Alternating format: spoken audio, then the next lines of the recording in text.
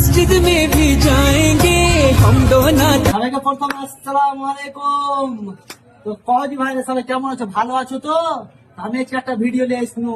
ফের কি কहो তো, যারা সেহরির সময় ফটো তুলা একবার পোস্ট করছে না, আর ইফতারের সময়ও পোস্ট করছে, তো তার দেখি একটা ভিডিও আজকে আমি একটা করছি। সেটা কি, সেহরির সময় তোরা যে এই মুরগির গোশত ছিঁড়ছি, ভালো কথা পোস্ট করছি, ভালো কথা।